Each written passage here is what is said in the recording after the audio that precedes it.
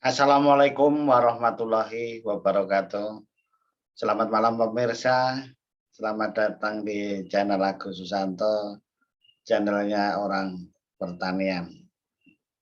Pada kesempatan kali ini kita akan membahas tanaman yang dibudidayakan manusia, tetapi kadang juga tidak dibudidayakan, tetapi dimanfaatkan, yaitu tanaman serat. Nah, yang dimanfaatkan seratnya, yaitu yang akan kita bahas apa bedanya kapuk randu dengan kapas. Nah, gitu. Pemirsa sekalian, salah satu kebutuhan pokok manusia adalah pangan, papan, dan sandang. Kalau dulu yang ketiga, nah, ada 9 bahan makanan pokok. Sandang di dalam hal ini dipenuhi dari serat yang dihasilkan oleh tanaman maupun hewan. Nah, jadi untuk sandang ini berbagai macam telah digunakan oleh manusia. Yang dari hewan kita mengenal, ya kan, wool. Yang dari serat domba. Nah, kita sering lihat juga di domba itu dicukur bulunya sampai habis, kemudian dipintal, kemudian jadikan kain. Jadi kain wool kan begitu. Jadi kainnya itu kan berbagai macam. Jadi kalau kita membuat jas, membuat celana dan sebagainya, kan ada yang kalau dari bahannya tanaman tadi ada hewan, ada wool kan gitu ada. Kemudian kalau bahannya dari hewan lagi, lebih terkenal lagi sutra. Itu lebih apalagi lebih mahal lagi. Jadi ulat sutra kasih makan murbei, nanti ada terus kemudian pupanya, kepompongnya itu nanti dipintal juga. Nah, kemudian dari serat-serat tanaman yang lain juga banyak sebenarnya. Tetapi yang sangat terkenal adanya adalah itu kapuk maupun kapas. Nah, yang sekarang kita bahas dulu kapuk randu. Nah, apa ini namanya, kemudian apa bentuknya bagi yang belum tahu, supaya ini bisa memberikan informasi dan inspirasi tentunya. Ini di Indonesia banyak ya, kapuk randu itu tanamannya bisa tinggi. Jadi seperti ini kapuk itu dari ini. Ya, sebentar.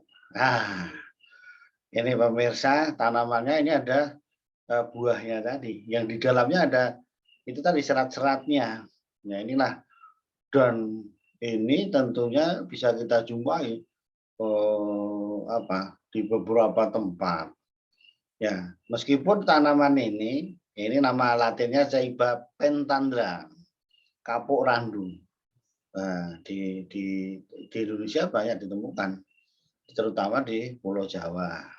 Nah, kemudian sebenarnya tanaman ini berasal dari Amerika Latin sana ya sebenarnya.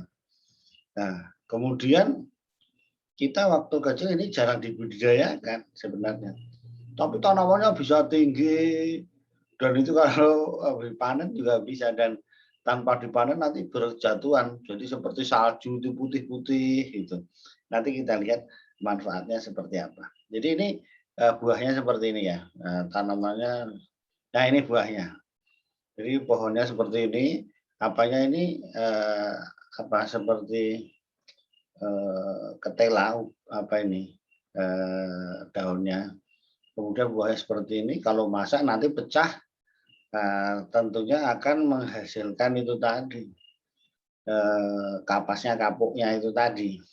Nah, jadi ini coba kita lihat. Nah, ini kalau sudah matang pecah ini, nah, dan kalau tidak dipanen ya hasilnya akan terbang kemana-mana, kena angin ini. Ini yang jadi sering menjadi pemandangan yang jarang kita temui tentunya.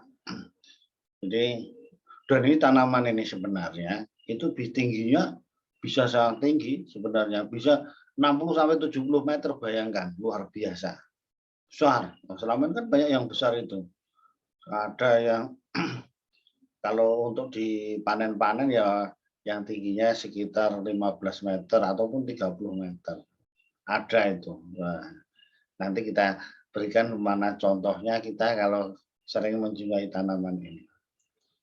Nah ini kalau kita pergi ke Bogor di depan zaman dulu IPB Baranang Siang yang mau masuk itu yang berseberangan dengan Kebun Raya Bogor itu ada tanaman kapuk randunya yang sangat besar, sangat besar. Wah itu.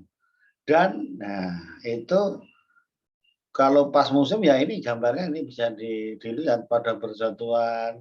Jadi seperti apa salju salju gitu. Ini yang ada di Bogor tentunya. Nah ini sering kita lihat dulu waktu masih kuliah kayak gitu. Berikutnya ini kena angin dan sebagainya seperti ini. Nah, ini masih sama, ini masih tadi di Bogor tadi. Ini pohonnya yang sebelah kiri ini sangat besar. Inilah hasilnya seperti kapas ini. Memang kapas ini, kapuknya ini. Nah, kapuknya digunakan. Ya. Kemudian, nah ini lebih dekat lagi. Nah, ini ada beberapa bijinya ya yang nampak ini. Ini kalau dipintal ya jadi kain. Ini kapuk randu. Nah, jadi pemirsa gambar ini juga mengingatkan pada kita semua kalau zaman dahulu belum ada spring bed, belum ada tempat tidurnya, kita menggunakan kasurnya menggunakan tadi kapuk randu itu tadi. Nah, kapuk randu kurang putih ya, memang ada agak coklat-coklat dan sering terikut kelentengnya, nah, bijinya itu. Nah, bijinya yang terikut. Jadi kalau dulu zaman dulu itu beli kasur, ada yang tukang kasur juga yang keliling dimasukkan, ditawari berapa per kilo. Jadi ini peluang sebetulnya ada juga zaman dulu membuat kasur yang manual. Nah, isinya ya paling bagus kalau dulu ya dengan menggunakan ini tadi kapuk randu, kapuk randu. Jadi salah satu manfaat yang utama dari kegunaan ini digunakan sebagai alas atau kasur atau bantal guling. Jadi dengan menggunakan ini bisa dipakailah, itulah kegunaan kapuk randu. Jadi karena saking terkenalnya ini dari Jawa, kapuk randu itu dibilangnya ya kapas Jawa, kayak gitu, kapas Jawa kan gitu. Kemudian sekarang kita menuju kapas itu sendiri. Ya, kapas itu dari bahasa Hindia, karpasa, dari bahasa Hindia. Ya, jadi kapas kan gitu. Nah, kalau kapas itu berasal nama apanya lebih pendek-pendek ini ya seperti ini tanamannya, dan ini spesiesnya adalah Gossypium hirsutum, salah satu contohnya yang hirsutum ya. Jadi Gossypium itu ada banyak. Nah, dan pohonnya ya seperti ini. Nah, di Indonesia di mana nanamnya? Yang banyak menanam ini adalah di Jawa Tengah, Jawa Timur, Jogja ya. Kemudian Bali, NTB, NTT. Dan sentranya adalah kapas itu ada di Sulawesi Selatan. Di Sulawesi Selatan. Nah, jadi inilah beberapa tempat penanaman kapas yang ada di Indonesia. Di Jawa Timur itu ada di Banyuwangi, kemudian di Jogja itu di Gunung Kidul ada.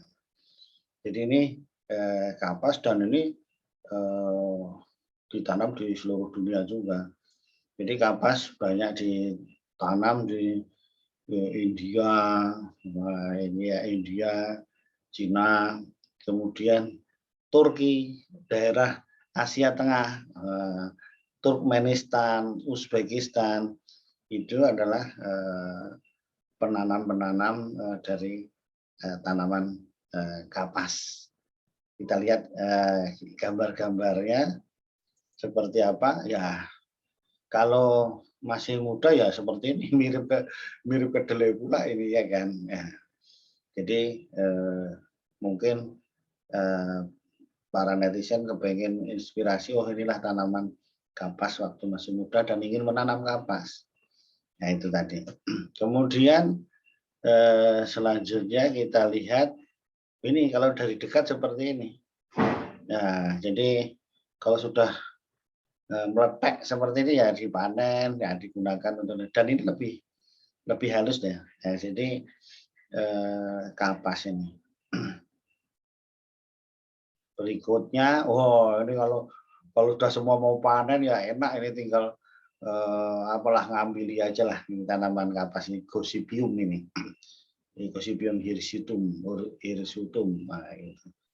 Ini sangat lebih putih ya. Nah, dibandingkan dengan kapuk randu tadi. Jadi ini pemirsa kapuk randu itu kalau saya ini Kang Kapas gunanya apa? Ya sama itu digunakan. Dan ini nama apanya terkenal kainnya ya, katun. Itu kan berasal dari apa bahasa Inggrisnya cotton gitu kan, cotton. Nah, gitu.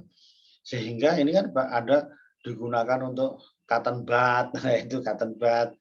Kemudian itu untuk baju katun. Baju katun sangat enak, sejuk. Itu kalau di musim panas dia menyerap keringat. Nah, saya paling senang juga itu kalau berasal dari kapas ini katun ini. Nah, jadi dari katun. Kemudian kalau di musim menghujan atau musim dingin juga hangat. Nah, jadi kelebihan dari kapas katun ini ya ini adalah pemirsa manfaatnya. Jadi enak lah. Tadi kalau kita membahas ada yang kain sutra untuk bikin baju pesta kan gitu. Jasnya dari wool domba gitu. Ini kan untuk baju kasual ya dari katun ini. Ini yang enak digunakan. Dan sayang tapi kalau digunakan untuk bantal itu tadi ya kan. Jadi ini untuk kain sangat bagus ya. Demikian pemirsa, kali ini pembahasan mengenai tanaman kapuk randu dengan kapas. Kalau tadi Ceiba pentandra, kalau ini adalah Gossypium hirsutum. Demikian pemirsa, mudah-mudahan bermanfaat bagi kita semua. Assalamualaikum warahmatullahi wabarakatuh.